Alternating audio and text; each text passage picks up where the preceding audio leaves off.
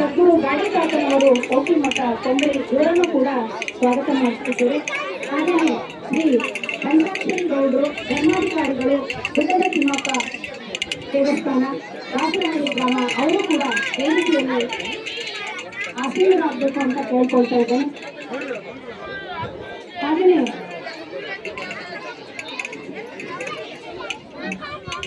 Shri RS police Patil ಅವರು ನಿವೃತ್ತ DYSP ಇವರು ಕೂಡ ಇವತ್ತು ನಮ್ಮ ವೇದಿಕೆಯಲ್ಲಿ ಉಪಸ್ಥಿತರಿದ್ದಾರೆ. ಅವರನ್ನು ಕೂಡ ಹೃದಯಪೂರ್ವಕವಾಗಿ ಕಾರ್ಯಕ್ರಮಕ್ಕೆ ಮಾತನಾಡಿಕೊಳ್ಳೋಣ.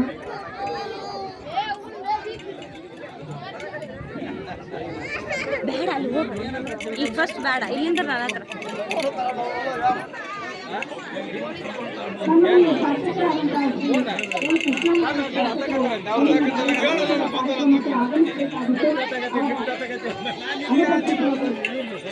ನಮಸ್ಕಾರ ಸರ್.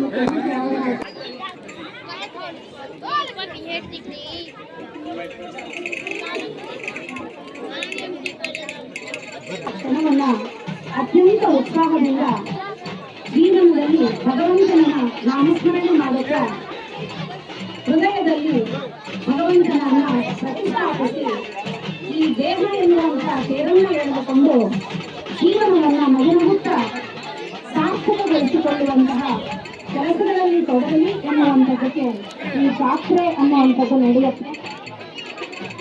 ಈ ಜಾತ್ರೆಯಲ್ಲಿ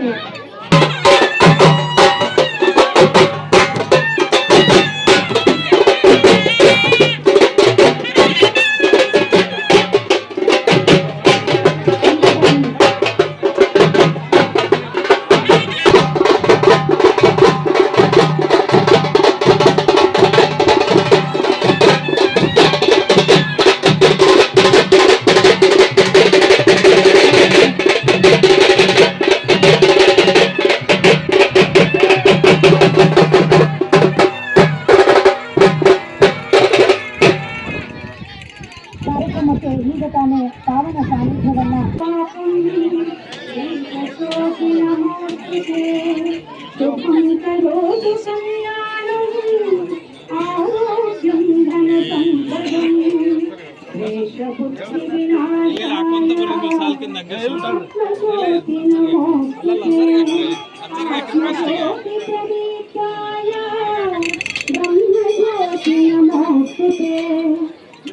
ಜ್ಯೋತಿ ಪ್ರದೀಪಾಯ ಗುರು ಜ್ಯೋತಿ ನಮೋಸ್ತುತೆ, ಗುರು ಜ್ಯೋತಿ ನಮೋಸ್ತುತೆ.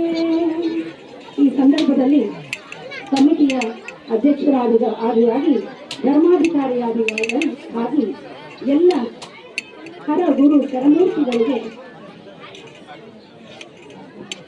ಭಕ್ತಿ ಗೌರವ ಸಮರ್ಪಣೆಯನ್ನು ಮಾಡ್ತಾ ಇದ್ದಾರೆ. ಜೋರಾದ ಚಪ್ಪಾಳೆಯ ಮೂಲಕ ನೀವು ಕೂಡ ಭಕ್ತಿ ಸಮರ್ಪಣೆಯನ್ನು ಮಾಡಿ ಈ ಸಂದರ್ಭದಲ್ಲಿ ಇಲ್ಲಿ ಉಪಸ್ಥಿತರಿರುವಂತಹ ಶ್ರೀರಂಗೇಂದ್ರ ಪ್ರಣೋತ್ಸವಕ್ಕೆ ಡಾಕ್ಟರ್ ಗಿರಿಕಾಂತವೀರ ಮಹಾಸ್ವಾಮಿಗಳು ಶಾಖಾ ಗವಿಮಠ ಹೂವಿನಡಗಲಿ, ಶ್ರೀರಂಗೇಂದ್ರ ಪ್ರಣೋತ್ಸವಕ್ಕೆ ಅಭಿನವ ಕನ್ನಡೀರ ಮಹಾಸ್ವಾಮಿಗಳು ಗಿರಸ್ತಮಠ ಹಿರೇಮಣ್ಣನಕೆರೆ ಮುದೇನೂರು, ಶ್ರೀ ಸದ್ಗುರು ಗಾಡಿ ಕಾಕನವರು ಕೌಟಿಮಠ ಕೊಂಬಳಿಯವರು ಹಾಗೂ ಶ್ರೀ ರಾಕೇಶ್ವರ ಡಾಕ್ಟರ್ ರಾಮಸ್ವಾಮಿ ರಾಕೇಶ್ವರ ರಾಮದೇವರ ದೇವಸ್ಥಾನ ಹಾಜರಿದ್ದಾರೆ.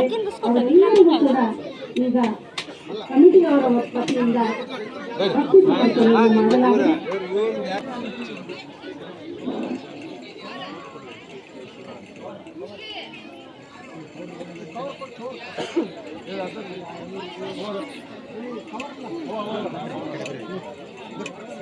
ಸೈಡ್ ಸರಿ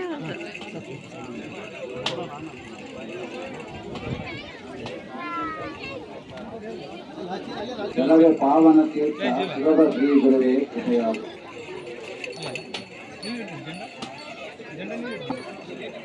ನನ್ನ ಸಂಸ್ಥಾನದಲ್ಲಿ ನಡೆಯುತ್ತಾ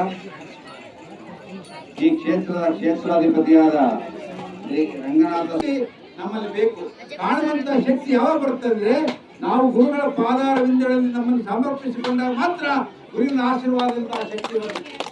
ಗುರುವಿನ ಮೇಲೆ ನಂಬಿಕೆ ಇರಬೇಕು, ಗುರುವಿನ ಮೇಲೆ ಶ್ರದ್ಧೆ ಇರಬೇಕು, ಗುರು ಸೇವೆಯನ್ನು ಮಾಡಬೇಕು ಅಂದಾಗ ಗುರು ತೋರಿದ ದಾರಿಯಲ್ಲಿ ನಡೆದಾಗ ಭಗವಂತನನ್ನು ಕಾಣುವ ದಾರಿಯನ್ನ ನಮ್ಮ ಗುರುಗಳು ತೋರಿಸ್ಕೊಡ್ತಾರೆ. ಯಾರಲ್ಲಿ ಸಂಸ್ಕಾರ ಸಂಸ್ಕೃತಿ ಇರ್ತದೋ ಅವರು ಮಾತ್ರ ಇಂತಹ ಒಂದು ಪದವಿಯನ್ನು ಪಡ್ಕೊಳ್ಳೋ ಸಾಧ್ಯತೆ ಇದೆ.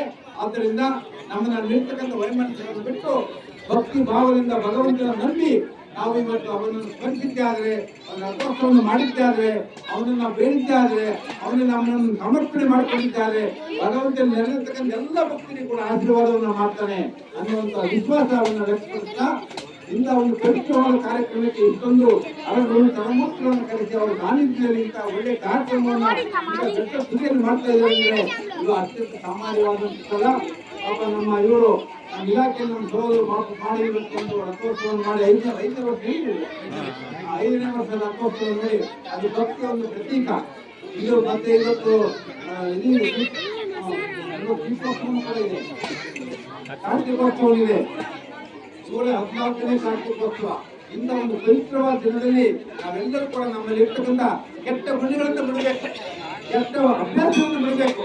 ಇವತ್ತು ಇಷ್ಟು ಜನ ಭಕ್ತರು ಬಂದಿದ್ದಾರಲ್ಲ, ದೇವರಲ್ಲಿ ಒಂದೊಂದು ಕಳಕಳಲ್ಲಿ ಕೇಳ್ಕೊಂಡ್ರೆ ಏನಂತ ಅಂದ್ರೆ ಗುರುಗಳ ಪಾದಗಳಲ್ಲಿ ಅವರು ನಿಮ್ಮ ನಮಸ್ಕಾರ ಮಾಡ್ತಾ ನನ್ನಲ್ಲಿ ಇರ್ತಕ್ಕಂಥ ಎಲ್ಲ ಕೆಟ್ಟ ಗುಣಗಳು ದೂರ ಆಗ್ಲಪ್ಪ, ನಮ್ಮಲ್ಲಿ ಇರ್ತಕ್ಕ ಕೆಟ್ಟ ವಿಚಾರಗಳು ದೂರ ಆಗ್ಲಪ್ಪ, ನಮ್ಮಲ್ಲಿ ದೇಹದಲ್ಲಿ ಇರ್ತಕ್ಕಂಥ ಎಲ್ಲ ರೋಗಗಳು ದೂರವಾಗ್ಲಪ್ಪ, ಆಮೇಲೆ ಒಳ್ಳೆ ಮನಸ್ಸಲ್ಲಿ ಆಯುಷ ಆರೋಗ್ಯವನ್ನು ಪಡಬೇಕು ಅಂತಕ್ಕಂಥ ಒಂದು ಬೇಡಿಕೆಯನ್ನು ಇವತ್ತು ಇಂಥ ಒಂದು ಸಂಕಲ್ಪವನ್ನು ಮಾಡಿ ಇವತ್ತು 10 ವರ್ಷ ಎಳಿಕೆ ಆದ್ರೆ ಖಂಡಿತ ಇಡೀ ಈ ಪ್ರದೇಶಕ್ಕೆ ಭಗವಂತ ಖಂಡಿತ ಒಳ್ಳೆಯದನ್ನು ಮಾಡ್ತಾನೆ ಅಂತಕ್ಕಂಥ ವಿಶ್ವಾಸವನ್ನು ಇಟ್ಕೊಳ್ತಾ ಈ ಒಂದು ಕಾರ್ಯಕ್ರಮಕ್ಕೆ ನನ್ನನ್ನು ಆಹ್ವಾನಿಸಿ ಇಷ್ಟೊಂದು ನನ್ನ ಸನ್ಮಾನ ಮಾಡಿ ಮಾತಾಡಲಿಕ್ಕೆ ಅವಕಾಶ ಮಾಡಿಕೊಟ್ಟಂತ ದೇವಸ್ಥಾನ ಕಮಿಟಿಯ ಅಧ್ಯಕ್ಷರಿಗೂ ಅರಗರ ಚಲಮೂರ್ತಿಗಳು ಎಲ್ಲರಿಗೂ ಬಂದಿದ್ದೀರ ಮಾತನ್ನು ಮುಗಿಸ್ತೀನಿ. ಆ ಭಗವಂತ ಎಲ್ಲರಿಗೂ ಒಳ್ಳೆಯದನ್ನು ಮಾಡಲಿ. ಇವರು ಕಾರ್ಯಕ್ರಮದಲ್ಲಿ ಉಪಸ್ಥಿತರಿದ್ದಾರೆ, ಅವರನ್ನು ಕೂಡ ವೇದಿಕೆಗೆ ಬರಮಾಡ್ಕೊಳ್ತಾರೆ. ಶ್ರೀ ಶಿವರಾಜ್ ಹಾಗೂ ಅವರ ಕುಟುಂಬ ವರ್ಗ ಕೂಡ ಕಾರ್ಯಕ್ರಮದಲ್ಲಿ ಇದ್ದಾರೆ, ಅವರನ್ನು ಕೂಡ ಈಗ ಸನ್ಮಾನಿಸುವಂತಹ ಸಮಯ.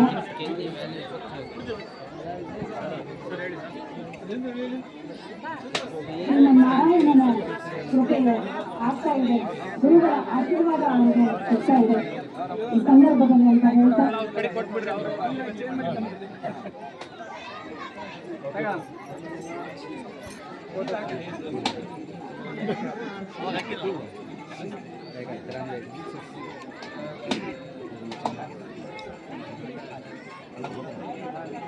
ಕಳೆದ ಬಾರಿ ಶ್ರೀ ಜೀವನ್ ಕುಮಾರ್ ಎನ್ನುವವರು